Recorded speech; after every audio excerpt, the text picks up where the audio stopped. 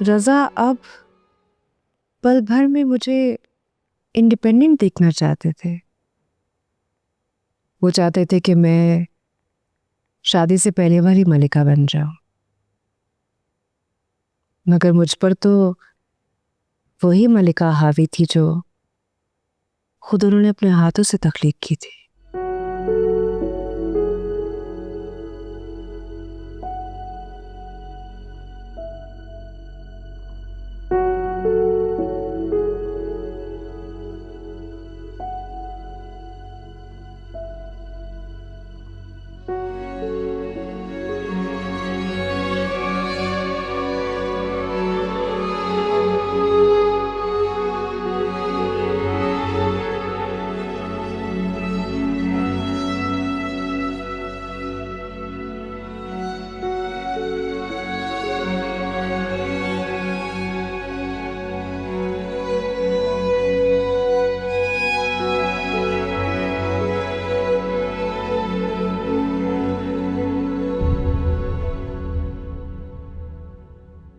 जी भी हो गया सब कुछ।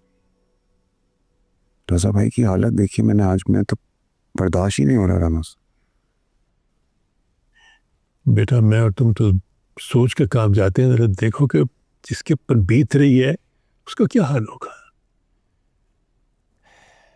मैं कहता हूं जब तक तुम यहां हो हर दूसरे दिन वहां चक्कर लगा लिया करो, मलका को तसल्ली रहेगी। आप फिक्र नहीं करें तो मैं चला जाऊंगा। अच्छा नहीं छोड़ो, ये बताओ कि कल क्या बनाऊं तुम्हारे लिए। अम्मी आप बस किचन से बाहर आ जाओ, जब से आए हूँ भाई वक्त किचन में ही होती है। मुझे कुछ चाहिए होगा मैं खुद जाके बना लूंगा अपने लिए, आप थक जाती। अगर मेरी थकन की इतनी फिक्र है ना तो मेरे लिए बहू ले आओ। वैसे मैंने एक दो लड़कियां देखी हैं तुम्हारे लिए। क्या हो गया तुम्हें? कामिल, मैं अपने बेटे से बात कर रही हूँ।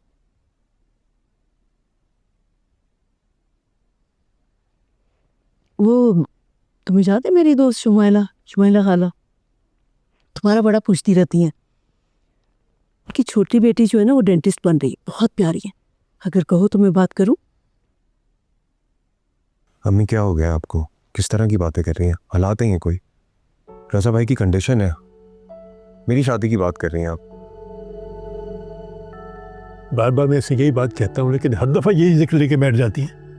ये जो आप दोनों बाप बेटे के दरमियान में खिचड़ी पक रही है ना, मैं इसे कभी दम नहीं लगने दूंगी जब तक मैं जिंदा हूं।